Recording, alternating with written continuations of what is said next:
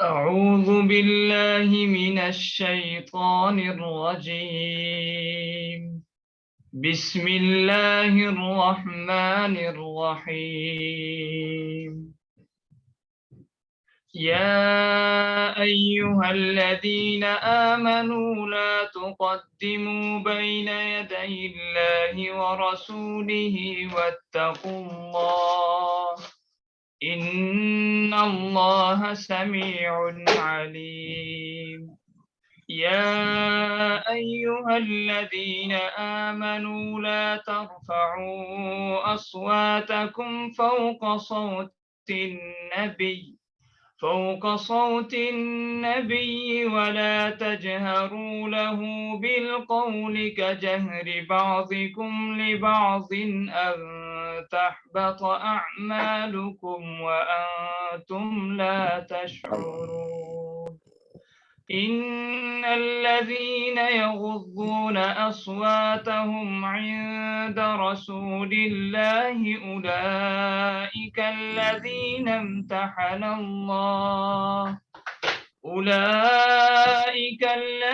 امتحن الله قلوبهم للتقوى لهم مغفرة وأجر عظيم. إن الذين ينادونك من وراء الحجرات أكثرهم لا يعقلون. ولو أنهم صبروا حتى تخرج إليهم لكان خيرا لهم والله غفور رحيم. يا أيها الذين آمنوا إن جاءكم فاسق بنبأ فتبينوا أن تصيبوا قوما بجهالة فتصبحوا على ما فعلتم نادمين.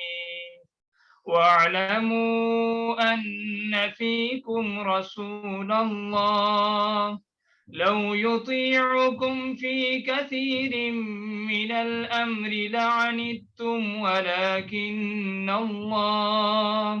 ولكن الله حبب إليكم الإيمان وزينه في قلوبكم وكره إليكم الكفر والفسوق والعصيان أولئك هم الراشدون فضلا من الله ونعمة والله عليم حكيم. صدق الله العظيم.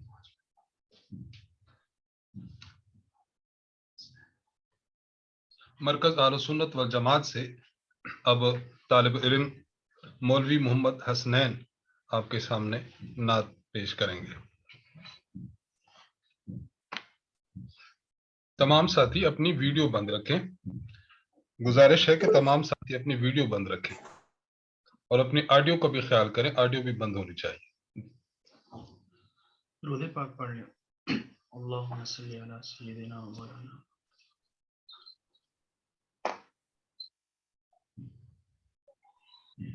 जो उनके होंठों पे आ गया है वो लफ्ज़ कुरआन हो गया है। जो उनके होंठों पे आ गया है वो लफ्ज़ कुरआन हो गया है। जो लफ्ज़ कुरआन हो गया है। जो लफ्ज़ कुरआन हो गया है वो मेरा ईमान हो गया है। जो लफ्ज़ कुरआन हो गया है میرا ایمان ہو گیا ہے، میرے پیغمبر کی باتیں اعلیٰ، میرے پیغمبر کی باتیں اعلیٰ ہے، ان کا سینہ بھی شان والا، میرے پیغمبر کی باتیں اعلیٰ، میرے پیغمبر کی باتیں اعلیٰ ہے، ان کا سینہ بھی شان والا، جو ان کے سینے سے لگ گیا ہے، جو ان کے سینے سے لگ گیا ہے، وہ سینہ ذیشان ہو گیا ہے، جو ان کے سینے سے لگ گیا ہے، وہ سینہ ذیشان ہو گیا ہے۔ اور مجھے مدینے کا شوق تھا پر، مجھے مدینے کا شوق تھا پر، نہ زادے تقویٰ نہ زادے رحمت، مجھے مدینے کا شوق تھا پر، نہ زادے تقویٰ نہ زادے رحمت، درود پڑھتا رہا میں ان پر، درود پڑھتا رہا میں ان پر، درود پڑھتا رہا میں ان پر، تو کام آسان ہو گیا ہے،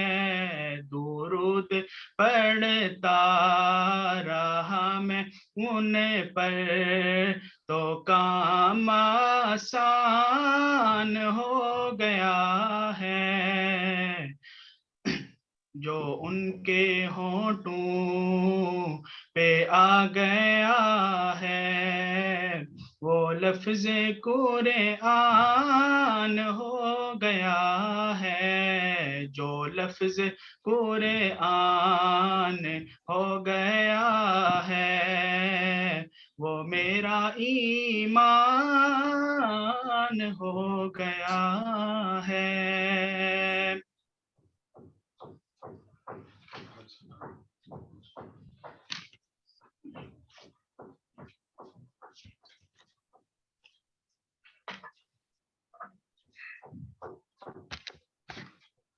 بس ایک دو باتیں میں آپ کی خدمت میں عرض کرتا ہوں، اس کے بعد استاد جی دامت برکاتہم گفتگو کا آغاز فرمائیں گے۔ استاد جی میٹنگ میں تشریف فرما ہے۔ پہلی بات تو یہ کہ آپ حضرات سے پھر گزارش ہے کہ دیکھیں آپ میں سے ابھی بھی ساتھیوں نے اپنی ویڈیو آن کی ہوئی ہے، اپنی ویڈیو کو بالکل نیچے آپشن موجود ہے ویڈیو کا، ویڈیو سٹاپ کریں، اور نمبر 2 کے بالکل اس کے ساتھ میوٹ کا بٹن موجود ہے، میوٹ کے بٹن اپنے آڈیو کو بھی آپ حضرات بند کر دیں۔ السلام علیکم ورحمۃ اللہ وبرکاتہ، میری آواز آ رہی ہے؟ میں بات شروع کروں؟ وعلیکم السلام ورحمۃ اللہ وبرکاتہ۔ جی سر جی آپ کی آواز آ رہی ہے۔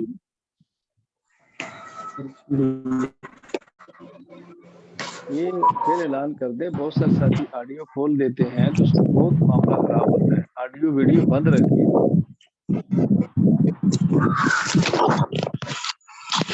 ان کو نہ کہیں جو ہوسٹ ہے وہ بند کر دیا کرے، بس جو آڈیو کھولے اس کو بند کریں، جو ویڈیو کھولے اس کو بند کریں۔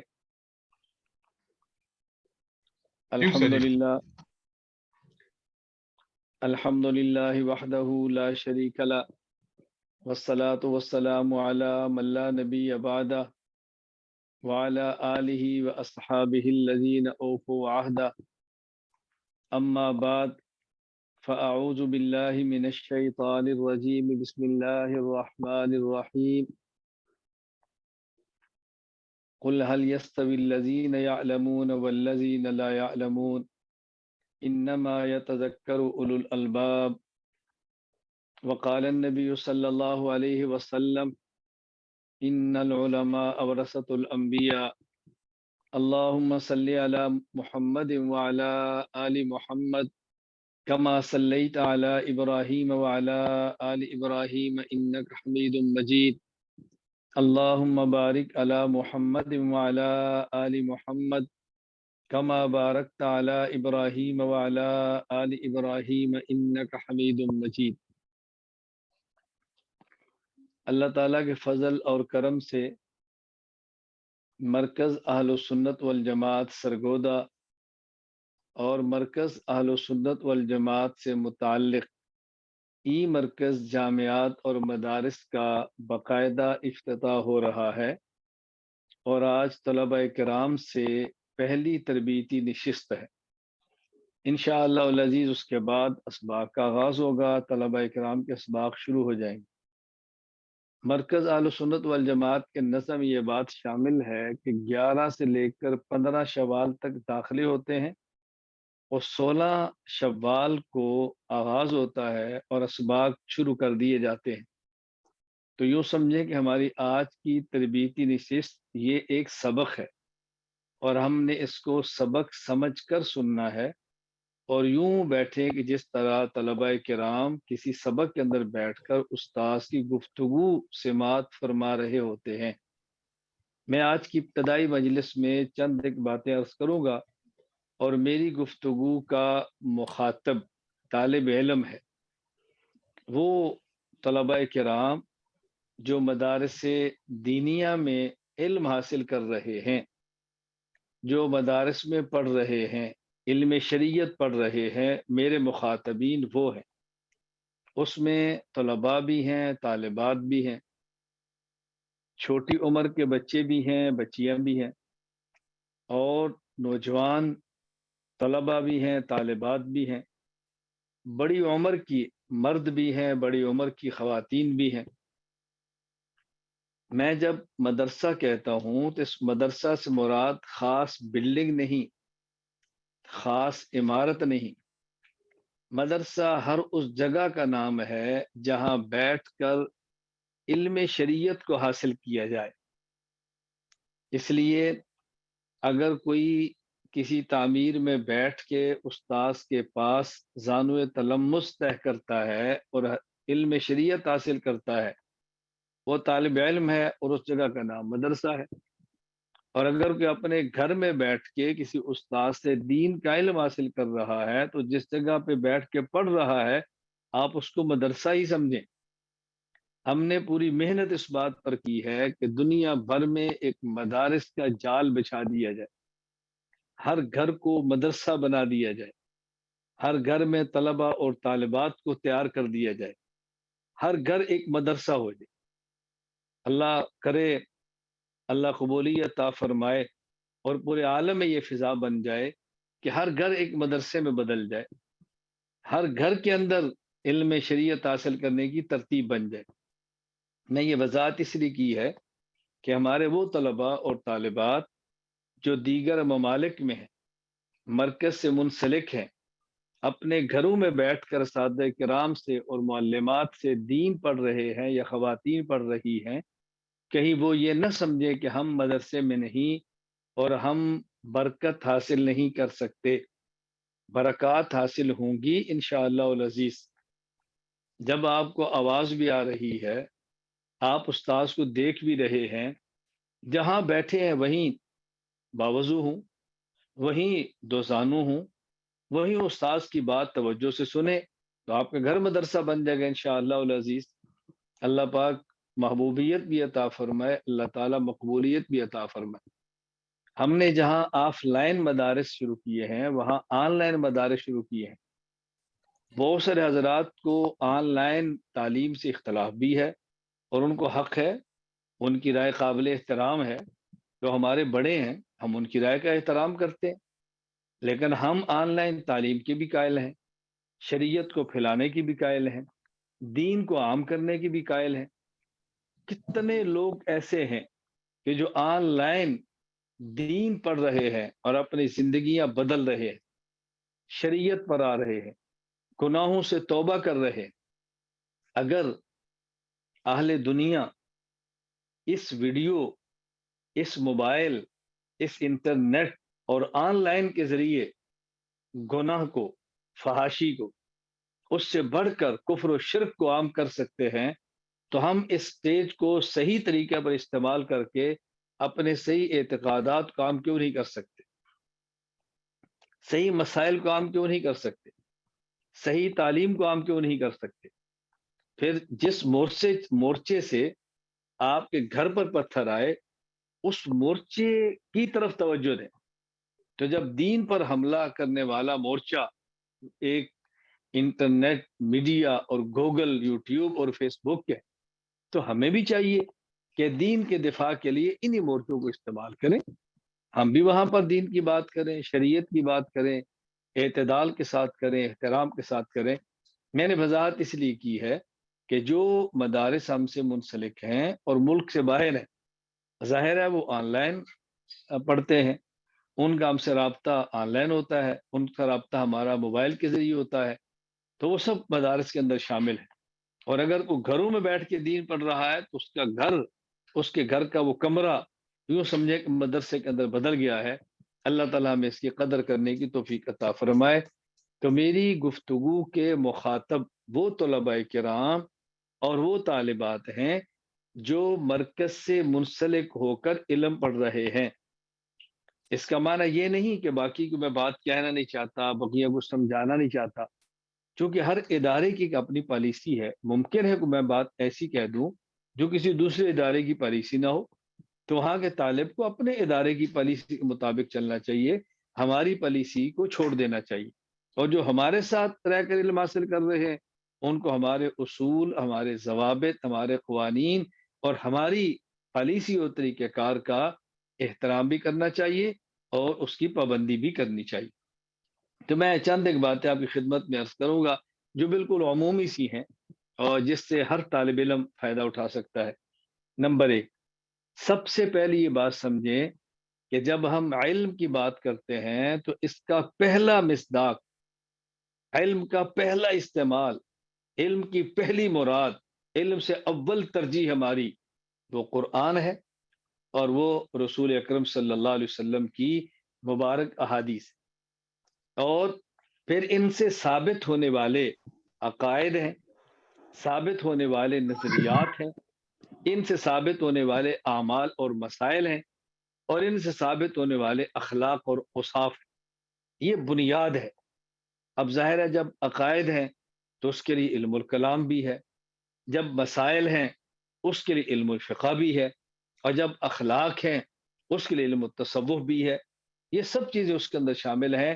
تو علم سے مراد ہماری بنیاد یہ ہے۔ میں ابھی 3 دن قبل کی بات ہے، ایک عالم اپنے بچوں کے ساتھ مجھ سے واٹس ایپ کال کر کے گفتگو فرما رہے تھے، تو ان سے میری بات ہوئی۔ اس سے پہلے بھی کئی حضرات سے گفتگو ہوتی رہتی ہے اور وہ اپنی اولاد کی بات کراتے رہتے ہیں، تو بیٹا کیا پڑھتے ہو؟ اب وہ آگے سے جواب دیتے ہیں جی میں میٹرک میں ہوں اور میں ساتھ قرآن کریم بھی پڑھتا ہوں فلاں پارہ۔ میں نے کہا بیٹا جب میں پوچھتا ہوں کیا پڑھتے ہو، اس کا معنی ہوتا ہے کہ تم دین کیا پڑھتے ہو، تو آپ کو مجھے جواب دینا چاہیے کہ میں قرآن کریم پڑھتا ہوں، فلاں پارہ پڑھتا ہوں، اور اس کے ساتھ میں میٹرک بھی کرتا ہوں۔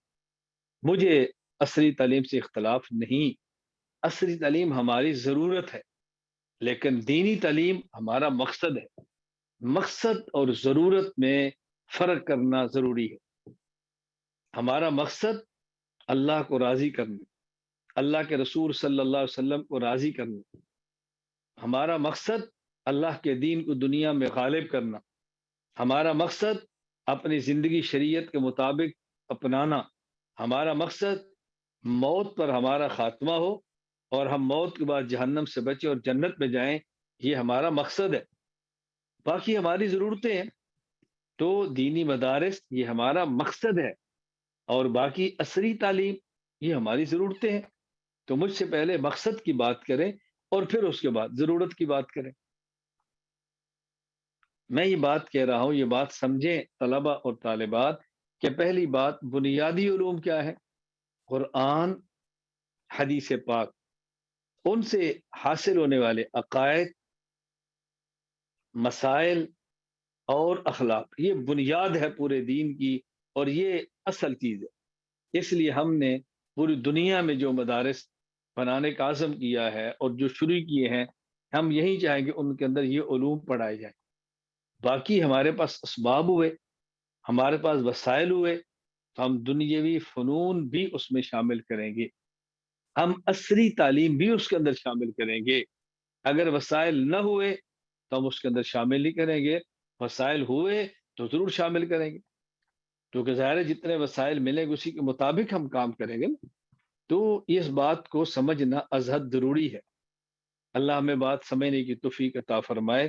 یہ مرکز اور مرکز سے متعلقہ جو ادارے اور مدارس اور جامعات ہیں، وہ اس بات کو ذہن نشین فرما لیں، ترجیح قرآن کریم، حدیث پاک، عقائد، فقہ اور تصوف اخلاق کو دیں۔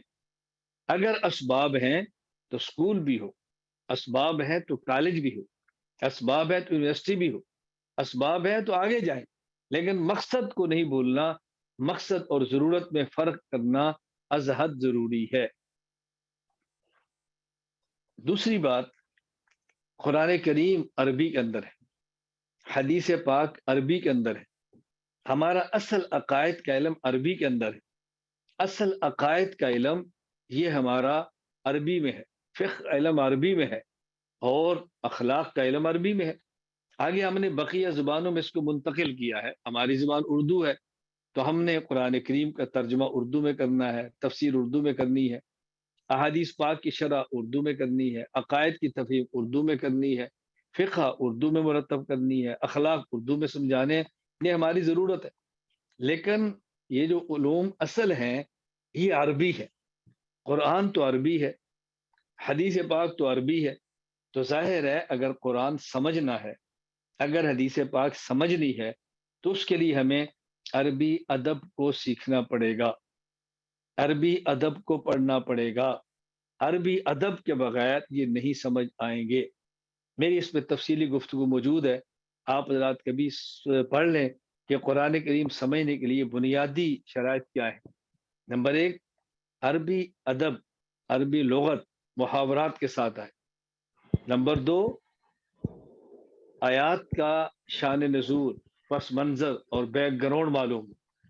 نمبر تین، مراد رسول صلی اللہ علیہ وسلم معلوم ہو، تب انسان کو قرآن سمجھ آتا ہے۔ اس پر تفصیلی میری گفتگو موجود ہے۔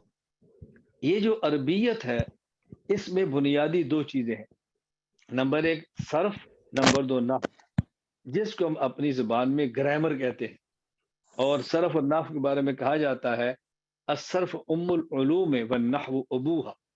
یہاں علوم سے مراد یہ نہیں کہ قرآن اور حدیث، یعنی صرف قرآن کا باپ ہے یا نحو قرآن کی ماں ہے، اس کے مراد یہ ہے کہ وہ علوم جو قرآن کریم کو اور حدیث پاک کو سمجھنے کے لیے ضروری ہے، ان میں صرف کی حیثیت باپ کی ہے اور نحو کی حیثیت ماں کی ہے۔ اب اس کا مطلب یہ ہے اگر قرآن کریم اور حدیث پاک کو آپ سمجھنا چاہتے ہیں تو صرف پہ توجہ دینا ضروری ہے، نحو پہ توجہ دینا ضروری ہے۔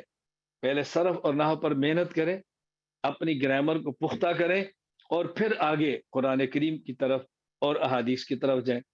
یہی وجہ ہے جو ہمارے اہل حق اہل سنت والجماعت کے مدارس ہیں، وہاں شروع میں صرف کو پڑھایا جاتا ہے، نحو کو پڑھایا جاتا ہے، گرامر کو پڑھایا جاتا ہے، اور وہ لوگ جن کے علم سے دوری ہے اور بعض اوقات علم سے عداوت ہے، ان کا ہمارے ہی اوپر اعتراض ہوتا ہے کہ جی اصل تو قرآن ہے، اصل تو حدیث ہے۔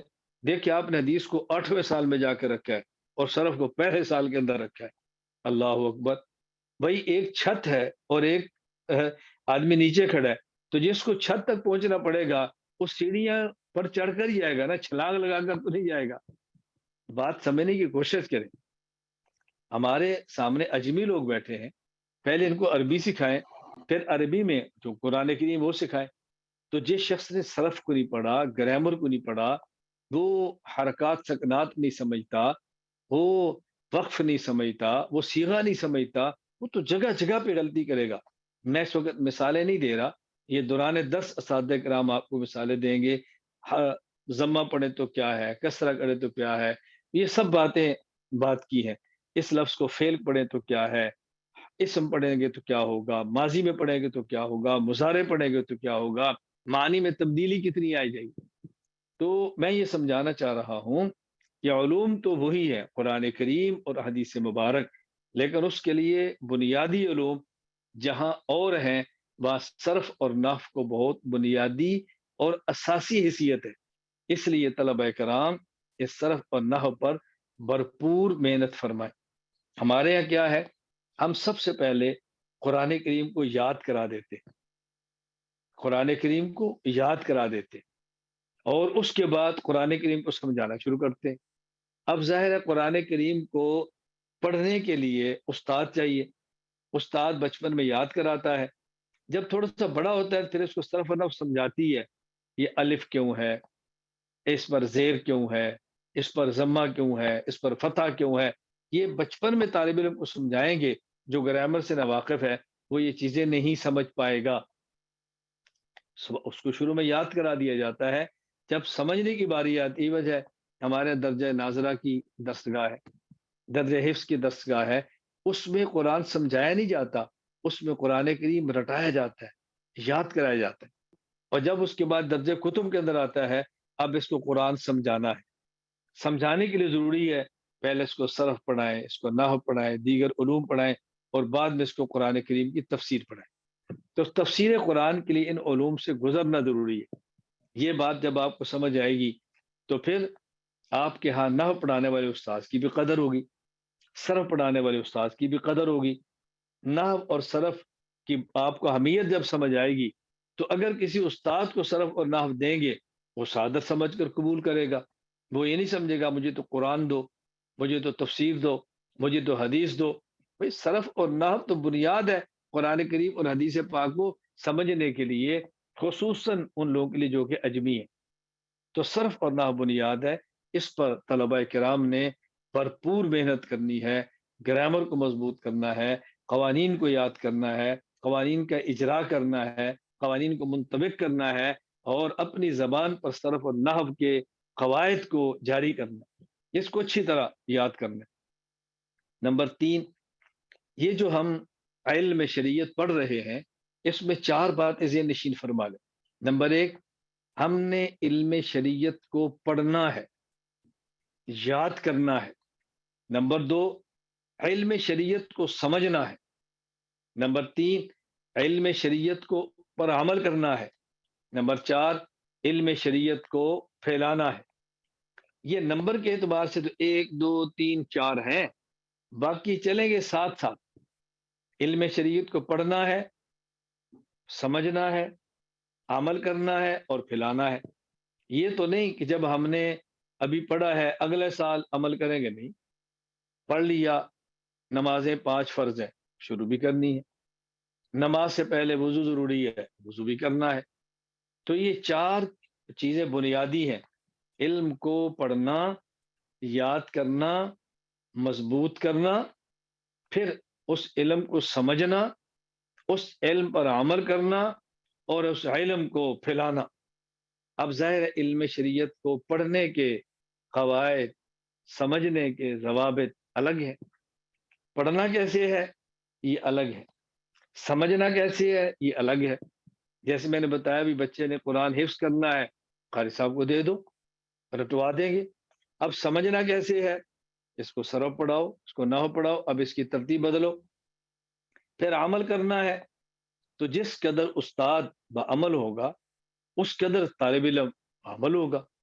تو عمل پڑھنے کی بجائے عملی زندگی سے زیادہ آتا ہے۔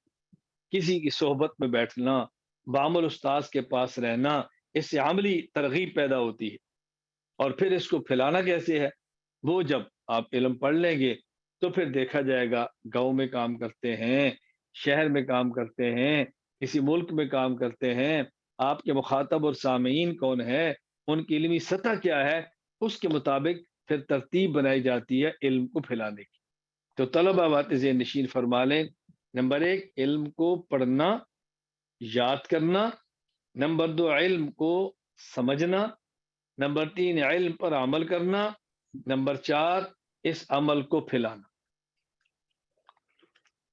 اب ذرا بات میں تھوڑی سی آگے لے جاتا ہوں۔ نمبر 4، یہ جو ہم نے علم کے بارے میں کہا کہ پڑھنا ہے، سمجھنا ہے، عمل کرنا ہے اور آگے پھیلانا ہے، ابھی بات ہو رہی ہے پڑھنے کی، اس حوالے سے میں باتیں کر رہا ہوں۔ نمبر 4، علم کو پڑھنا کیسے ہے؟ طالب علم جب بھی کسی کتاب کو پڑھتا ہے تو اس میں سب سے پہلے جو سبق کل پڑھنا ہے اس سبق کا آج مطالعہ کرنا ہے۔ پڑھنے والے سبق کا طالب علم نے مطالعہ کرنا ہے، پھر اسی سبق کو درسگاہ میں بیٹھ کر استاد سے سننا ہے، پھر جو سن لیا تو سبق کے بعد اسی سبق کا طلباء نے آپس میں مل کے تکرار کرنا ہے۔ تو علم پڑھیں گے کیسے؟ نمبر 1 مطالعہ، نمبر 2 استاد سے پڑھنا، نمبر 3 اس پڑھے ہوئے سبق کا تکرار کرنا۔ مطالعہ کرنا ہے، اس میں طلبہ اکرام کو عام طور پر الجھن ہوتی ہے کہ جی میں مطالعہ کرتا ہوں بات سمجھ نہیں آتی، مطالعہ کرتا ہوں میرا ذہن نہیں چلتا، تو طالب علم تھک جاتا ہے۔ نہ، مطالعہ کا مقصد یہ نہیں کہ صبح جو سبق پڑھنا ہے وہ رات کو طالب علم کو مکمل سمجھ آ جائے۔ اگر مطالعہ کرنے سے پورا سبق سمجھ آ جاتا تو صبح استاد کی درسگاہ میں بیٹھ کے پڑھنے کی حاجت نہ ہوتی۔ مطالعہ کا بنیادی مقصد یہ ہے کہ طالب علم نے جو صبح سبق پڑھنا ہے رات کو اس کو دیکھے اور اس کو اتنا فرق پتہ چل جائے یہ مجھے سمجھ آیا ہے یا نہیں آیا، کتنا سمجھ آیا ہے کتنا نہیں آیا، یہ ہے مطالعہ۔ یعنی طالب علم مطالعہ کرے اور اس کو پتہ چل جائے کہ مجھے سبق سمجھ نہیں آیا۔ اب ظاہر ہے صبح استاد درسگاہ بیٹھ کے وہ توجہ سے سنے گا کہ رات کو میں نے مطالعہ کیا مجھے سمجھ نہیں آیا، اب میں ذرا استاد جی سے سمجھ، یا رات میں مطالعہ کر رہا تھا اتنا سمجھ آیا اتنا نہیں آیا، میں صبح استاد جی سمجھوں، یا دوران مطالعہ کو اشکال آ گیا وہ حل نہیں ہوا تو صبح استاد جی کی درسگاہ میں بیٹھ کے اشکال اپنا حل کرواؤں گا۔ یہ ہے مطالعہ کا بنیادی مقصد۔ تو سبق سے پہلے اس کتاب کا مطالعہ کرنا ہے۔ نمبر 2، استاد کی درسگاہ میں بیٹھ کے پھر اس سبق کو استاد سے پڑھنا ہے، استاد سے پڑھنا ہے اور سمجھنا ہے۔ اور جب مطالعہ کر رہے تھے تو خاموش تھے، آنکھ کان کام کر رہی ہے، دماغ کام کر رہا ہے، آنکھ سے دیکھ رہے ہیں، دماغ سے اب اگلی بات کریں۔ جب آپ نے پڑھنا ہے تو پڑھنے میں پہلے کان سے سنیں، استاد کو دیکھیں، اور جو سمجھے بہت اچھی بات، جو نہ سمجھ آئے اپنے استاد سے پوچھیں، درسگاہ میں استاد سے پوچھیں، استاد سے سوال کریں، اور جب تک اطمینان نہ ہو ادب کے ساتھ استاد سے بات جاری رکھیں۔ استاد سے پوچھیں، استاد سے سوال کریں، سمجھیں گے تب جب سوال کریں گے، لیکن سوال میں ادب کا خیال رکھیں، استاد کی عزت کا خیال رکھیں، استاد کے احترام کا خیال رکھیں۔ اس کا بہت زیادہ اہتمام کرنا ہے کہ درسگاہ میں اپنے اساتذہ کرام سے پوچھیں، اساتذہ کرام سے سوال کریں، اس کا اہتمام کریں۔ پھر جو پڑھا ہے یہ رات کو تکرار کرنا ہے، یعنی ایک طالب علم سبق سنائے، وہی طالب علم دوسرا سنائے، یا ایک کتاب ایک سمجھائے، ایک طالب علم دوسرا سمجھائے۔ جب رات تکرار کریں گے اس کا فائدہ، ایک تو سبق یاد ہوگا، دوسرا اس سبق کو بیان کرنے کا سلیقہ آئے گا، تیسرا بولنے سے آپ کی جھجک ختم ہوگی اور آپ طالب علمی کے زمانہ کے اندر ہی مدرس بننے شروع ہو جائیں گے۔ اس کا اہتمام کریں، مطالعہ، پھر سبق اور تکرار، اس کا خیال کریں گے تو انشاءاللہ العزیز آپ دیکھنا کتاب کیسے سمجھ آتی ہے۔ اور دو باتوں کا آپ نے خیال رکھنا ہے، انشاءاللہ العزیز آپ کو کتاب الجھن نہیں آئے گی۔ کسی بھی کتاب کو سمجھنے کے لیے آپ نے دو چیزوں سے باہر نہیں جانا، نمبر 1 اس کتاب کا حاشیہ، اور نمبر 2 استاذ کی تقریر۔ لمبی شروحات پڑھ سکتے ہیں تو پڑھیں لیکن الجھ جائیں گے، پہلے متن کو سمجھے، متن میں جو بات رہ جائے حاشیہ کو دیکھیں، حاشیہ کو جب کچھ سمجھ نہ آئے تو صبح پھر استاد کی تقریر سنیں، آپ دیکھنا سبق کیسے سمجھ آتے، اچھی طرح بات سمجھ لیں۔ یعنی جب مطالعہ کرنا ہے، سبق یا تکرار ہے، تو کتاب کو کیسے کھلے گی؟ نمبر ایک، کتاب کے متن کا مطالعہ کریں، متن سے مسئلہ حل نہیں ہوا، ساتھ حاشیہ کو دیکھ لیں، حاشیہ سے بھی نہیں حل ہوگا، پھر صبح استاد کی تقریر پر توجہ دیں، آپ دیکھیں انشاءاللہ العزیز کیسے مسئلہ آپ کے اوپر کھلتا ہے، اس کا آپ نے خیال کرنا۔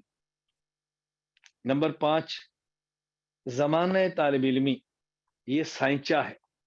جس طرح اینٹ بنانے کے لیے لوہے کا سائنچہ بنایا جاتا ہے، اس میں گیلی مٹی ڈالتے ہیں اور اس گیلی مٹی کو سائنچے میں رکھ کے برابر کر کے پھر اس کو پکاتے ہیں، تو زمانہ طالب علمی یہ سائنچہ ہے، اگر وہ ٹھیک ہے اندر سے تیار ہونے والا طالب علم بھی ٹھیک ہے، اگر وہ ٹھیک نہیں ہے اس سے نکلنے والا طالب علم اللہ اپنے کرم سے ٹھیک فرما دے تو فرما دے، ورنہ بظاہر اس کا ٹھیک ہونا بہت مشکل ہے۔ اس کی مزید وضاحت، زمانہ طالب علمی میں اگر اچھی عادات پڑ گئیں وہ موت تک چلتی رہے گی، زمانہ طالب علمی میں اگر خدا نہ خواستہ بری عادات پڑ گئی وہ موت تک ساتھ نہیں چھوڑے گی۔ محنت کر کے آپ ان سے جان چھڑائیں گے لیکن وہ آپ کی جان چھوڑیں گی نہیں، محنت کریں گے وہ آپ کے پیچھے چلیں گی۔ اس لیے زمانہ طالب علمی کو بہت زیادہ پاکیزہ رکھنے کی ہم کوشش کریں، زمانہ طالب علمی کو پاک رکھنے کی کوشش کریں، زمانہ طالب علمی کو گناہوں کی نجاست اور غلاظت سے بچانے کی کوشش کریں، اور جو چیزیں زمانہ طالب علمی کو گندا کرتی ہیں ان سے بچ جائیں۔ وہ کیا چیزیں ہیں؟ سب سے زیادہ زمانہ طالب علمی کو تباہ کرنے والی چیز وہ موبائل ہے، اس کے استعمال کو چھوڑیں۔ زمانہ طالب علمی کو برباد کرنے والی چیز یہ غلط صحبت ہے، اس سے بچیں۔ زمانہ طالب علمی کو برباد کرنے والی چیز خارجی سرگرمیاں ہیں، ان سے بچیں۔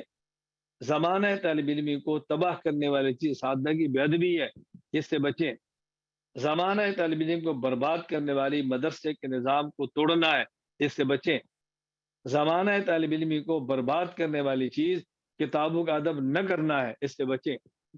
زمانہ طالب علمی کو برباد کرنے والی چیز وہ اعمال، نیک اعمال سے دور ہونا ہے، اس سے بچیں۔ زمانہ طالب علمی کو برباد کرنے والی چیز زمانہ طالب علمی اخبار بینی ہے، اس سے بچیں۔ تو یہ دیکھیں کون کون سی وہ چیزیں ہیں جو زمانہ طالب علمی کو تباہ کر رہی ہے، اس سے بچیں گے تو زمانہ طالب علمی ٹھیک ہو جائے گا، اور جب زمانہ طالب علمی ٹھیک ہو گیا تو ماشاءاللہ پھر آپ دیکھیں علم میں کیا لذت ہے، پھر عمل میں کیا لذت ہے، پھر علوم میں کیا برکت ہے، سبحان اللہ۔ پھر آپ دیکھیں اللہ تعالیٰ کیسے ترقیات عطا فرماتے ہیں اور اللہ تعالیٰ کیسے انسان کو آگے بڑھاتے ہیں۔ تو میں نے آج کی مجلس میں طلباء کرام کے لیے اور طالبات کے لیے بنیادی طور پر 5 باتیں عرض کی ہیں۔ نمبر 1، بنیادی علم و قرآن، حدیث اور قرآن کریم حدیث پاک سے حاصل شدہ عقائد، مسائل اور اخلاق، یہ بنیاد۔ نمبر 2، قرآن کریم حدیث پاک عربی میں ہے، ان سے سمجھنے کے جن علوم کی ضرورت ہے ان میں اہم ترین علم صرف اور نحو ہے، جس کو گرامر کہتے ہیں، اس کو توجہ کے ساتھ سمجھے اور پڑھیں۔ نمبر 3، طالب علم نے ذہن بنانا ہے کہ میں نے علم کو پڑھنا ہے، میں نے علم کو سمجھنا ہے، میں نے علم پر عمل کرنا ہے اور میں نے علم کو پھیلانا ہے۔ نمبر 4، طالب علم کو کتاب کیسے سمجھ آئے، اس کا علم کیسے پختہ ہو، اس کے لیے ضروری ہے نمبر 1، کتاب کا مطالعہ کرے، اور کتاب کا مطالعہ کرتے وقت کتاب کا متن اور کتاب کا حاشیہ یہ مد نظر ہے۔ نمبر 2، صبح استاد کا سبق توجہ سے سنیں۔ نمبر 3، جو پڑھا سبق ہے اس کا تکرار کرے، اس سے انشاءاللہ سمجھ بھی آئے گا اور پختہ بھی ہوگا۔ نمبر 5، زمانہ طالب علمی یہ سائنچہ ہے، اس لیے زمانہ طالب علمی میں جس قدر خود کو پختہ کر سکتا کرے، جو اچھی عادات پڑ گئی وہ بھی موت تک ساتھ رہے گی، خدا نخواستہ غلط عادات پڑ گئی وہ بھی موت تک ساتھ رہے گی۔ اللہ تعالیٰ مجھے اور آپ سب کو عمل کرنے کی توفیق عطا فرمائے۔ اللہ تعالیٰ قبولیت عطا فرمائے۔ میں صرف طلبہ کرام کی دلچسپی کے لیے اور طلبہ کرام کی نشاط طبیعت کے لیے چند ایک باتیں عرض کرتا ہوں۔ میں نے جیسے آپ کی خدمت میں عرض کیا نا کہ اب ہم نے کیا سمجھنا ہے، اصل کیا ہے، قرآن کریم ہے، حدیث پاک ہے، عقائد ہے، مسائل ہے اور اخلاق، یہ بنیادی چیزیں۔ اور یہ چونکہ عربی میں اس کے لیے بنیاد کیا ہے، صرف اور نحو۔ زمانہ طالب علمی میں صرف نحو کو بہت مضبوط کریں۔ آپ یقین فرمائیں درجہ اولا میں ہم نے نحمیر پڑھی اور شرح میں تعامل پڑھی اور صرف میں ارشاد و صرف پڑھی۔ ہمارا پہلا گھنٹہ نحمیر کا تھا، اس کے بعد ہم نے شرح میں تعامل پڑھی، اور 2 گھنٹے ہوتے تھے ارشاد و صرف۔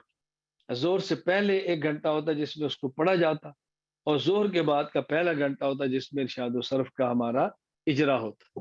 ارشاد و صرف کے 85 قوانین تھے۔ میں طلبہ کرام کی حوصلہ افزائی کے لیے یا ان کو ترغیب دینے کے لیے بات سنانے لگا ہوں کہ نحمیر میں بتا نہیں سکتا کہ میں نے کس طرح ازبر کی ہے، شرح میں تعامل پر میں نے کتنی محنت کی ہے۔ آج بھی زمانہ طالب علمی میں درجہ اولا میں جن طلباء کے ساتھ میں پڑھا ہے وہ زندہ ہے، ان سے پوچھا جا سکتا ہے، وہ مجھ سے زیادہ باصلاحیت تھے، میں ان کی صلاحیتوں کا بھی اعتراف کرتا ہوں۔ آپ دارالعلوم حقانیہ اگر تعلق ہو تو مفتی مختار اللہ صاحب وہاں پہ ہوتے ہیں، مفتی ہیں، میرے بہت اچھے دوست ہیں۔ زمانہ طالب علم میں درجہ اولا میں ان کے ساتھ آپ ان سے پوچھیں، بہت سارے طلبہ کرام جو آج بڑے بڑے مناصب پر موجود ہیں، کوئی محتمم ہے، کوئی مفتی ہے، کوئی شیخ الحدیث ہے، اللہ پاک ان کے علوم میں مزید برکتیں عطا فرمائے۔ مجھ سے علم و عمل میں بہت آگے ہیں وہ طلبہ۔ آپ ان سے پوچھیں کہ درجہ اولا میں نحو میں نے کیسے پڑھی ہے، میں نے نحو کو یاد کیسے کیا، میں نے نحو پر محنت کیسے کی ہے، میں نے صرف پر کیسے محنت کی ہے، آپ کو وہ بتائیں گے یہ نحو اور صرف کیسے پڑھتا تھا۔ جامعہ بنوریہ میں نحمیر میں تھا، اور وہاں سے جامعہ فروقیہ تک میں گیا ہوں درجہ اولا والے سال نحمیر میں طلباء سے مباحثے کرنے کے لیے۔ یوں میں استاد تشجیع اور حوصلہ افزائی فرماتے اور ہمیں آگے بڑھاتے۔ صرف میں میرے استاد حضرت مولانا عبدالحمید دامت برکاتہم ہیں، ناظم تعلیمات ابھی ہے، جامعہ بنوریہ کے زندہ ہے۔ آپ کو میرے استاد جی سے پوچھے کہ اس شاگرد نے آپ کے ساتھ آپ سے صرف کیسے پڑھی ہے، ارشاد و صرف کے 85 قوانین۔ آپ یقین فرمائیں مجھے ایک دن بھی یاد نہیں ہے پورے سال میں کہ میں نے جتنی ارشاد و صرف پڑھتا وہ دہراتا نہ، جتنی پڑھی روزانہ دہراتا، حتیٰ کہ جب 85 قوانین پوری ہو گئے تو میں یہ کہتا قانون نمبر 1 اس کا نام یہ ہے، اتنی شرطیں، قانون نمبر 2 نام یہ ہے، اتنی شرطیں، قانون نمبر 3 نام یہ اتنی شرطیں، میں یوں کر کے دہرا لیتا تھا، لیکن اس کو چھوڑتا نہیں تھا۔ بلکہ ہم مسجد اس وقت چونکہ قدیم چھوٹی تھی، اندر گیلری تھی، کئی بار ایسے ہوتا کہ تمام طلبہ چلے جاتے اور میں تنہا بیٹھا ہوتا، اور جس طرح طلبہ نے بزی اخفش کا واقعہ سنا ہے کہ امام اخفش بکری کو لیتے اور اس کے کان پکڑ کے پڑھتے پڑھتے پڑھتے پھر چھوڑتے، سمجھ آئی وہ تو بکری تھی، جب کان چھوڑتے وہ سر مارتی، وہ کہتے نہیں سمجھی، پھر کان پکڑ کے شروع کر دیتے۔ اسی سے بزی اخفش کا لفظ معروف ہے کہ تو بزی اخفش ہے، یعنی جس طرح اخفش کی بکری نہیں سمجھ تو میری بات نہیں سمجھتا، ان کو بار بار سمجھانا پڑتا، تجھے مجھے بار بار سمجھانا پڑتا ہے، وہاں سے ضرب المثل بنی ہے بزی اخفش۔ تپائی میرے آگے ہوتی، ایک رول ایسا میں نے رکھا ہوتا، تو یہ ہوتا جیسے میں اس کو سنا رہا ہوں، زور سے سر پڑھ رہا ہوتا، حتیٰ کہ ہمارے مکران کے بلوچی طلباء تھے، اوپر سے وہ مجھے آواز دیتے، وہ خدا کا واسطہ بس کر، ہمیں تو سونے دے۔ تو میں یوں صرف میں لگا رہتا تھا، کیوں؟ طلباء سمجھتے، ہمارے اساتذہ فرمایا کرتے تھے کہ صرف یارا مغز باشر چو سگاں، نحو یارا مغز باشر چو شہاں۔ نحو سوچنے سے آتی ہے اور صرف بولنے سے آتی ہے، نحو سوچنے سے آتی ہے، صرف بولنے سے آتی ہے، تو اس لیے ہم بہت بولتے، یاد کرنا، بار بار تکرار کرنا، پڑھنا۔ بحمد اللہ تعالی میں نے بہت نحو میں محنت کی، صرف میں بہت محنت کی ہے۔ درجہ اولا تو غیر وفاقی تھا، درجہ ثانیہ وفاقی تھا، میں نے اس میں بھی علم و صیغہ صرف کے اندر 100 نمبر لیا ہے۔ اور درجہ اولا میں ہمارا ایک عام معمول تھا، زور کے بعد اجرا ہوتا۔ زمانہ طالب علمی کے میرے ساتھی زندہ ہے، آپ ان سے بے شک معلوم کر لیں، استاد کئی بار کھڑے ہوتے درسگاہ میں اور چھڑی ہاتھ کے اندر ہوتی اور ایک سیگا پیش کرتے، اور سیگا اس کو نکالو بھائی، 1 2 3، ہم 17 لڑکے ہوتے تھے، تو اگر مثلاً کسی کو نہیں آ رہا، میری باری تھی، مجھے چھوڑ دیتے، آگے چلے. اور جب تمام طلبہ کلاس کے پورے ہو جاتے، کسی کو نہیں آتا اگر، تو استاد جی پھر مسکرا کر مجھے دیکھتے. درجہ اولا میں کیا عمر ہوتی ہے کہ میں استاد جی کہتا، استاد جی میرا انعام نکال. استاد جی جیب سے 1 روپیہ نکالتے اور پھر میں کھڑے ہو کر ارشاد السلام کی تعلیلیں شروع کرتا. میں اس بات میں کتنا سچا ہوں، میرے کسی طالب علم کے ساتھی سے پوچھ لیں، یا استاد محترم حیات ہے ان سے جا کر پوچھ لیں، وہ آپ کو بتائیں گے یہ صرف کیسے پڑھتا تھا. میں نے الحمدللہ یوں صرف پڑھی ہے اور یوں نہ پڑھی ہے. اور آپ اندازہ فرمائیں گے، میں درجہ ثانیہ والے سال تھا، ایک طالب علم سفارشی، یعنی بڑی عمر کے تھے، 4 ماہ جماعت کے لگائے، سفارشی داخلہ ہوا، حضرت مفتی محمد نعیم صاحب رحمۃ اللہ علیہ کیا، تو غالباً 3 یا 4 ماہ بعد آئے. تو ان کو استاد جی نے فرمایا کہ جاؤ رزلٹ بورڈ دیکھو جس پر نتیجہ لگتا ہے، اور مدرسے میں جس طالب علم کے سب سے زیادہ نمبر ہیں اس طالب علم کو بلا کر لو. میرا نام نہیں بتایا، میں چونکہ اثر کے بعد مسجد میں ملتا تھا، ہر کسی کو پتا تھا، یعنی درجہ اولا، درجہ ثانیہ، درجہ ثالثہ، ان میں شاید کوئی 3 سال میں گنتی کے 5 یا 6 دن ایسے ہوں گے کہ کوئی مجھے فجر کے بعد یا عصر کے بعد مسجد میں نہ دیکھے. فجر کے بعد بھی مسجد میں ہوتا، عصر کے بعد بھی مسجد میں ہوتا، یہ ہر کسی کو پتا تھا اس نے فجر کے بعد یا عصر کے بعد مسجد میں ملنا ہے. خیر مجھے اٹھایا اور لے بلایا گیا. اس وقت میرے 700 میں سے 697 نمبر آئے تھے درجہ اولا. تو استاد جی نے فرمایا کہ ان کو ارشاد پڑھاؤ. تو میں نے درجہ ثانیہ والے سال عصر تا مغرب آنے والے طالب علم کو ارشاد الصرف پڑھائی ہے، درجہ ثانیہ والے سال. آپ اندازہ فرمائیں کہ میں نے ارشاد الصرف پہ کتنی محنت ہوگی. ارشاد الصرف کے صرفی مقابلوں کے لیے جامعہ بنوریہ سے جامعہ علوم اسلامی بنوری ٹون میں جاتا. ہمارے استاد مولانا عبدالحمید رحمہ دامت برکاتم یہ، اور جامعہ علوم اسلامیہ علامہ بنوری ٹون کے استاد مفتی عبدالسمیع شہید رحمہ اللہ تعالی، یہ دونوں حضرات سندھ کے تھے، دونوں نے ایک جگہ پڑھا تھا، اور دونوں صرف میں بے تاج تھے اور بے مثال تھے. یہاں ارشاد وہ پڑھاتے بنوریہ، بنوٹن وہ پڑھاتے. تو میں یہاں سے جاتا ہوں کہ طالب علم وہاں سے ہوتے. مجھے اب سب تو یاد نہیں، لیکن مجھے آج بھی یاد ہے مفتی سعید احمد حفظہ اللہ علیہ برکت عطا فرمائے مجھ سے زیادہ باصلاحیت تھے. بنوری ٹون وہ درجہ اولا پڑھتے تھے، اور اس وقت وہ سندھ کھپرو کے رہنے والے ہیں، آج بھی زندہ ہیں. آپ ان سے پوچھو بتائیں گے کہ وہاں میں جاتا اور ہماری جمعرات کو رات عشاء کے بعد بیٹھ کر بنوری ٹون کی جامع مسجد میں درجہ اولا والے سال صرف کے سیو پر گفتگو ہوتی. مجھے بعض بحثیں آج بھی یاد ہے، وہ کبھی میں طلبا کو دلچسپی کے لیے انشاءاللہ سامنے بٹھا کر اولا کے لڑکوں کو سناؤں گا، جو بحثیں مجھے آج بھی یاد ہے. آپ اندازہ فرمائیں میں نے درجہ اولا 1985 میں کیا اور آج 2023 ہے، کتنے سال گزر گئے. 1985 اور 23، 95، 5، 15 اور 25 دو گئے، تقریباً یہ 38 سال بنتے ہیں. بعض بحثیں مجھے آج بھی یاد ہے، مجھے وہ منظر بھی یاد ہے، ایسے جیسے میں ابھی وہاں بیٹھ کے بات کر رہا ہوں. تو میں اپنی مثالیں طلبا کو سنا رہا ہوں. میں نے پہلے آپ سے کہا میرے مخاطب مرکز کے طلبا ہیں، وہ مجھ سے ان کو محبت ہے، میرے لیے بچوں کی طرح ہیں، میری ایسی باتوں کو خوشی سے سنتے ہیں.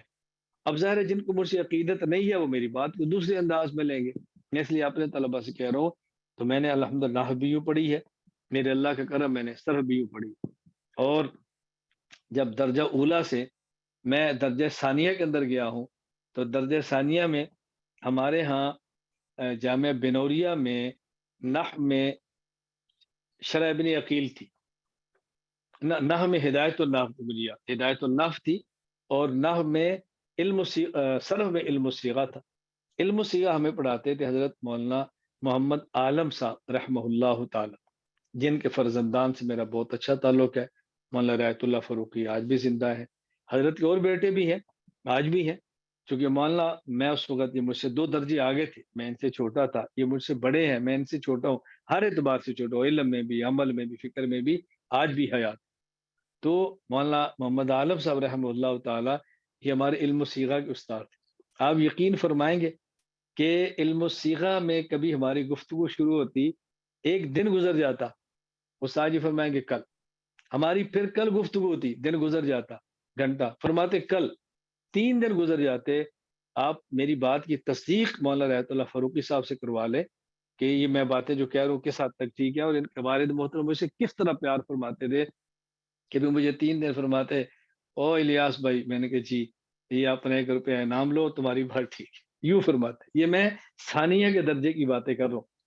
میں نے الحمدللہ صرف یوں پڑھی ہے اور نحو یوں پڑھی ہے، آپ اندازہ فرمائیں۔ درجہ ثالثہ میں گیا تو جامع بنوریہ میں کافیہ، جامع بنوریہ میں شرح بن عقیل تھی، اور مولانا محمد اسلم شیخ رحمہ اللہ تعالی شرح بن عقیل پڑھاتے تھے۔ امتحان ثانیہ کا ہو گیا، چھٹیاں ہو گئی۔ حضرت مفتی محمد نعیم صاحب رحمہ اللہ تعالی اور حضرت مولانا عبد الحمید صاحب دامت برکاتہم، یہ حضرات دونوں مکی مسجد کراچی مرکز تشریف لے گئے کہ ان دونوں کا خیال تھا یا مفتی نعیم صاحب جا رہے تھے، مجھے اب یاد نہیں ہے، چلے کے لیے جماعت میں وہاں گیا تو میں نے مل کر بڑے ناز کے ساتھ، جیسے کہ طالب علم کہتا ہے، تو میں نے ان سے کہا کہ استاد جی آئندہ سال میں جامعہ بنوریہ نہیں آؤں گا۔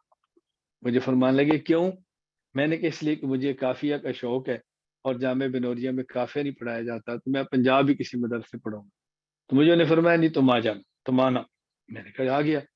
تو درجہ ثالثہ والے سال کافیہ شروع ہوا، مجھے ایک طالب علم کی وجہ سے جامعہ بنوریہ، اور شاید آج بھی کافیہ چل رہا ہو، میرے علم میں نہیں۔ یہ تو مجھے پتا ہے کئی سال تک میرے بعد چلتا رہا، میرے علم میں نہیں۔ تو جامعہ بنوریہ میں کافیہ صرف ایک مجھ طالب علم کی وجہ سے باقاعدہ نصاب کے اندر شامل کیا کہ اس کو پڑھنے کا شوق۔ یہ میں آپ کو کافیہ تک کی بات کروں، آگے مطلب بشرہ جامی ہے بحمدللہ، میں نے اس پر بھی کتنی محنت کی ہے۔ میں تو بنیادی باتیں طلبہ سے عرض کر رہا ہوں، اگر میں اولا سے لے کر دورہ تک ہر درجے کی باتیں اس طرح کرتا چلا جاؤں گا تو آپ یقیناً بہت محظوظ ہوں گے۔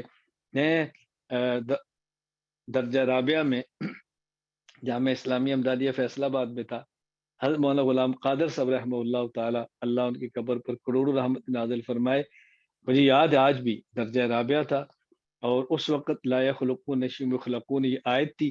تو میں نے دوران درس استاد جی سے یعنی اشکال کیا، تو استاد جی نے کہا اچھا ہاں ٹھیک ہے، کل بھائی کل بات کریں گے۔ تو کل استاد جی بھی تیاری کر کے، میں بھی تیاری کر کے، پورا دن ہماری گفتگو چلتی رہی۔ میرے آج بھی طلبہ جو اس وقت میرے ساتھ پڑھتے تھے زندہ ہیں۔ مفتی سعید احمد صاحب میاں والی کے تھے دامت برکاتہم، وہیں فیصلہ آباد ادارت الفرقان میں ہے۔ مفتی محمد صاحب تھے، آج ہی فیصلہ آباد میں ہیں، اور کئی کے ساتھ طلبہ تھے جو میرے ساتھ تھے۔ سرگودا کے مولانا ثناء اللہ ایوبی صاحب ہیں، مولانا محمد قاسم صاحب ہیں، میں تو دورے کے بہت سارے نام جانتا ہوں۔ یہ حضرات آپ کو گواہی دیں گے کہ میں کس حد تک بات ٹھیک کر رہا ہوں۔ پورا 2 دن چلتی رہی گفتگو، لیکن ادب تھا، احترام تھا، اور عقیدے کی بات تھی، اور مجھے نہیں سمجھ آ رہی تھی، میں سمجھ رہا تھا، استاد جی گفتگو فرماتے، میں اس پہ سوال کر دیتا۔ یہی پتا کہ درجہ خامسہ جلالین، اور آخری میں دورہ حدیث کی ایک بات سنا دیتا ہوں۔ یہ دورہ حدیث والے سال شیخ الحدیث استاد محترم حضرت مولانا نذیر احمد صاحب نور اللہ مرقدہ، اللہ ان کی قبر پہ کروڑوں رحمت نازل فرمائے، مجھے ایک دن استاد جی نے دارالفتاح اپنے دفتر بلا کر فرمانے لگے، میں نے 35 سالہ دورے تدریس میں پہلا طالب علم تو دیکھا ہے، پہلا طالب علم تجھے دیکھا ہے جو تعلیم اور تحریک کو یوں لے کر چلتا ہے۔ اگر کسی طالب علم کی تعلیم کے اندر ذہن ہو، تحریک نہیں چلا سکتا، تحریک کے اندر ہو تو تعلیم نہیں چلا سکتا۔ میں نے 35 سال میں پہلا طالب علم دیکھا ہے جو تحریک اور تعلیم کو یوں برابر چلا رہا ہے، نہ تیری تحریک میں کمی آتی ہے، نہ تیری تعلیم میں کمی آتی ہے۔ بحمد اللہ تعالیٰ بے حد مجھ سے محبت فرماتے تھے۔ بلکہ ایک بار میں درجہ خامسہ میں تھا، اس وقت کا واقعہ ہے، یہ طالب علم آج بھی زندہ ہے، مولانا عبید اللہ ڈی خان کے تھے، اور ہم درجہ خامسہ میں تھے۔ تو عصر کے بعد یہ فٹ بال کے کھیل رہے تھے، تو ان کا بازو ایسے ٹکرایا دیوار کے ساتھ، تو بازو یہاں سے ان کا ٹوٹ گیا، ہسپتال چلے گئے۔ تو میں گیا، وہ خون چونکہ میرا ان سے بلڈ گروپ مل گیا، تو میں نے ان کو خون کی 2 بوتل دی۔ آپ یقین فرمائیں کہ دوسرے دن ظہر کی نماز بعد پہلا گھنٹہ تھا، ہم درسگاہ میں بیٹھے تھے، حضرت استاذ شیخ نذیر احمد صاحب نور اللہ مرقد و تشریف لائے۔ ابھی تک میں نے ان سے پڑھنا شروع نہیں کیا تھا، میں نے ان سے پڑھا ہے درجہ مشکات وقوف سابعہ میں، اور اس کے بعد پھر دورہ نہ درجہ سابعہ میں بھی نہیں، میں نے ان سے صرف دورہ حدیث پڑھا ہے۔ درجہ سابعہ میں چونکہ میں امدادیہ میں نہیں تھا اور جگہ پر تھا، تو میرا سبق بھی ان کے پاس نہیں تھا۔ سیدھا آئے اور درسگاہ کے باہر کھڑے ہو کر، سبق چل رہا تھا، تو کہا اس کو بھیجو، مجھے بلا کے لے گئے اور دفتر بٹھایا، اور مجھے اتنے غصے کے انداز میں فرمایا تو نے خون کیوں دیا؟ میں نے کہا استاد جی بس میں گیا تھا تو میرا بلڈ گروپ مل گیا اور طالب علم کوئی نہیں سے، تو نے کیوں دیا؟ میں نے کہا استاد جی بس میرا بلڈ گروپ تو میں نے دے دیا۔ آپ ذرا اندازہ فرمائیں کہ کس طرح شفقت فرماتی ہوں، یہ درجہ خامسہ کی بات کر رہا ہوں۔ مجھے ابھی تک یاد ہے، مجھے استاد جی نے پہ 200 روپیہ دیا، پھر میں اس کا دودھ پینا۔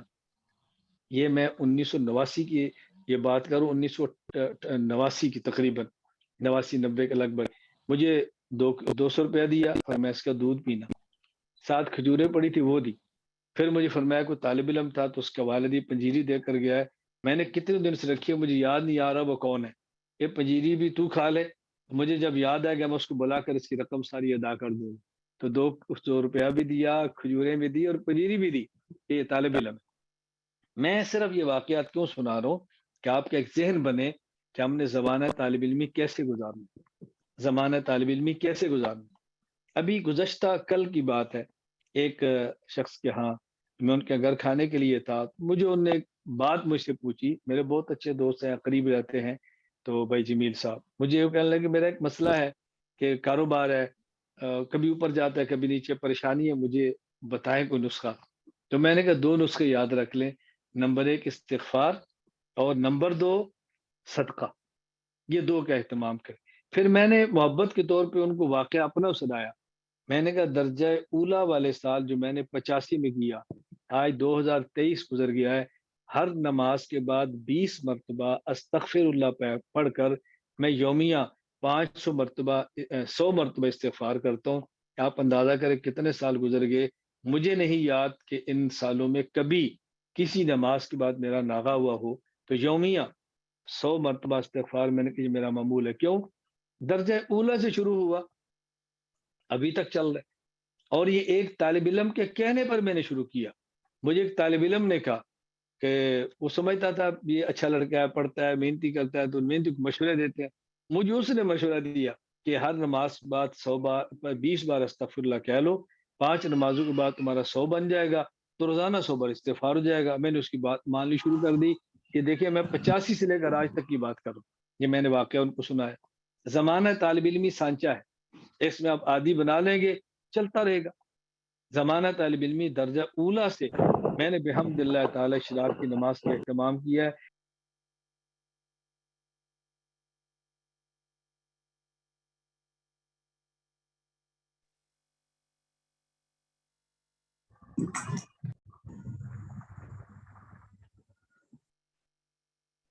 حضرت کی آواز استاد جی آواز بند ہو گئی ہے۔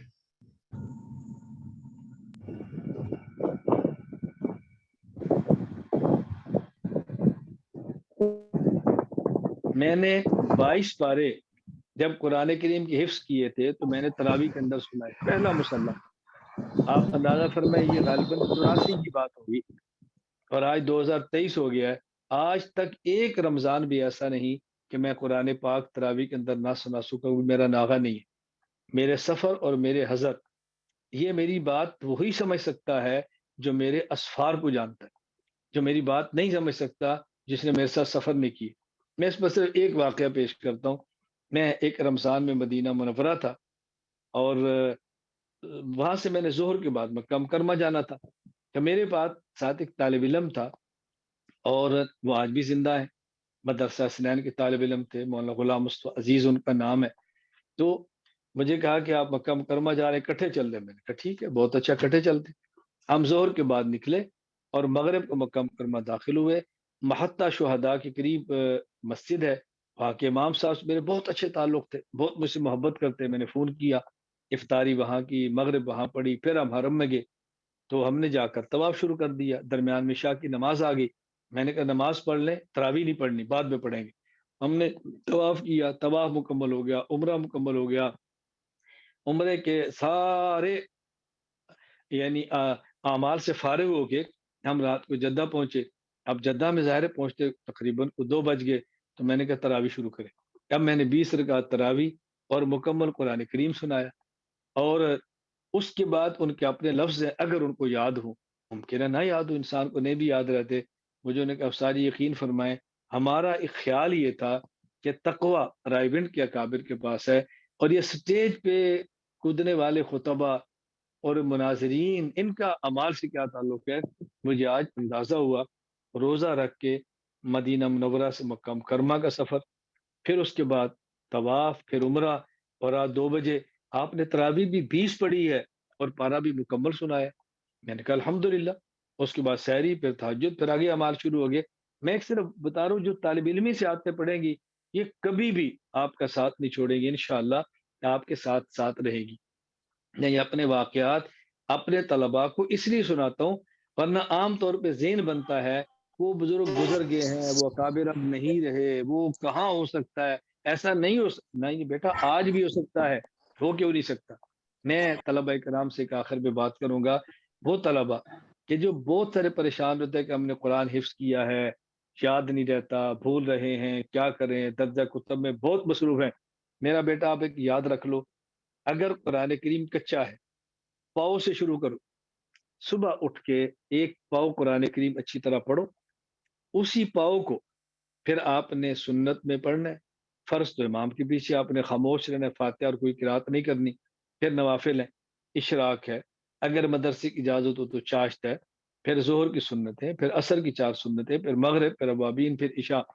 آپ جتنی بار اس پاؤ کو پڑھتے ہیں پڑھتے چلے جائیں، صبح پڑھ لیں، پھر اس کو نمازوں میں پڑھیں، پھر اس کو تہجد میں پڑھیں۔ آپ اس ترتیب پر ایک پاؤ سے شروع کریں، 4 ماہ میں آپ کا قرآن کریم پورا ہو جائے۔ اس کے بعد اب آدھا پارا شروع کریں، پہلے صبح پڑھیں، پھر نمازوں میں، تہجد میں۔ یہ 2 ماہ میں آپ کے قرآن پورا ہو جائے، 6 ماہ۔ اس کے بعد آپ ایک پاؤ شروع ایک پارا شروع کریں، ابھی ہو جائیں گے 7 ماہ۔ یہ 7 ماہ گزر گئے، اور اس کے بعد آپ نے 1 یا 2 ماہ مدرسے رہنا، اس کے بعد پھر چھٹیاں ہو جانی ہے، شعبان رمضان آئے گا، پھر آپ کے پاس 2 ماہ موجود ہوں گے۔ آپ چاہیں تو آدھا پارا پڑھیں، چاہے تو پارا پڑھیں، چاہے تو 2 پارے بنا لیں۔ رمضان المبارک آپ کا قرآن کریم انشاءاللہ نہایت پختہ ہوگا، بغیر کسی مشقت کے۔ اور آپ رمضان میں دیکھیں تراویح پر کھڑے کیسے ہوتے ہیں، اور آپ کو قرآن کریم سنانے کا لطف کتنا آتا ہے۔ اللہ تعالیٰ مجھے اور آپ سب کو توفیق عطا فرمائے کہ ہم شریعت کے مطابق اپنی زندگی گزاریں۔ میں آخر میں گزارش کروں گا تمام طلبہ اور طالبات سے کہ دعاؤں کا بہت زیادہ اہتمام فرمائیں، دعاؤں کا بہت زیادہ اہتمام فرمائیں، اعمال کی پابندی کریں اور دعاؤں کا بہت زیادہ اہتمام فرمائیں۔ اللہ سے مانگتے رہیں، اللہ سے مانگتے رہیں، اللہ سے مانگتے رہیں۔ جب اللہ سے مانگتے ہیں تو اللہ تعالیٰ قبول فرما لیتے ہیں، اللہ تعالیٰ کبھی بھی بندے کو محروم نہیں فرماتے۔ وآخر دعوانا ان الحمد للہ رب العالمین، الحمد للہ رب العالمین، والصلاة والسلام علی رسولہ وعلی آلہ وصحابہ اجمعین۔ ربنا آتنا فی الدنیا حسنة وفی الآخرة حسنة وقنا عذاب النار۔ ربنا ظلمنا انفسنا وان لم تغفر لنا وترحمنا لنكونن من الخاسرین۔ رب اغفر وارحم وانت خیر الراحمین، رب اغفر وارحم وانت خیر الراحمین، رب اغفر وارحم وانت خیر الراحمین۔ اے اللہ تو ہم سب کے گناہوں کو معاف فرما، اے اللہ تو ہم سب سے راضی ہو جا، اے اللہ علم کو پڑھنے کی، سمجھنے کی، عمل کرنے کی، علم کو پھیلانے کی توفیق عطا فرما۔ اے اللہ کریم، وہ اساتذہ جن سے ہم نے پڑھا ہے، وہ مدارس جن میں ہم نے پڑھا ہے، اے اللہ وہ مصنفین جن کی کتابوں کو پڑھا ہے، اے اللہ ان سب کو ہمارے اس علم کا اجر عطا فرما۔ جن مومنین کے تعاون سے ہم نے علم پڑھا ہے، اے اللہ تو ان کو اپنے شان کے مطابق اجر عطا فرما۔ اے اللہ کریم، ہمیں اور ہماری نسلوں کو دین کی مقبول خدمت کے لیے قبول فرما۔ اے اللہ کریم، طلبہ و طالبات جو بات سماعت کر رہے ہیں، اے اللہ تو ان کے علم میں برکت دے، ان کے عمل میں برکت دے، ان کے عمر میں برکت دے۔ اے اللہ تو اپنے فضل سے قبول فرما لے۔ اے اللہ، اہل علم، اہل ذکر، اہل خیر، طالبین حق کے قلوب کو مرکز طرح متوجہ فرما دے۔ اے اللہ جلد تعمیر کے اسباب پیدا فرما دے۔ اے اللہ اپنے کرم سے مشکلات ختم فرما، مصائب کو دور فرما۔ اے اللہ اپنے کرم سے، اے اللہ وسعت کے ساتھ برکت والا رزق عطا فرما۔ اے اللہ کریم، اپنے فضل و کرم سے ہمیں دین کی مقبول خدمت کے لیے قبول فرما۔ ہماری کمیاں اور کوتاہیاں اپنے فضل و کرم سے تو معاف فرما۔ اے اللہ کریم، ہم سب سے راضی ہو جا، اے اللہ تو ہم سب سے راضی ہو جا۔ جو دعائیں مانگی بصدقہ اپنے حبیب صلی اللہ علیہ وسلم، اے اللہ کریم بصدقہ الاسماء الحسنہ ہماری ان دعاؤں کو تو قبول فرما۔ وصلی اللہ تعالی علی رسولی خیر خلقہ محمد وعلی آلہ واصحابہ اجمعین آمین برحمتک یا ارحم الراحمین۔ السلام علیکم ورحمۃ اللہ وبرکاتہ۔ وعلیکم السلام ورحمۃ اللہ وبرکاتہ۔ وعلیکم السلام ورحمۃ اللہ وبرکاتہ۔ وعلیکم السلام ورحمۃ وعلیکم السلام ورحمۃ اللہ وعلیکم السلام ورحمۃ اللہ وبرکاتہ۔ السلام علیکم ورحمۃ اللہ وبرکاتہ۔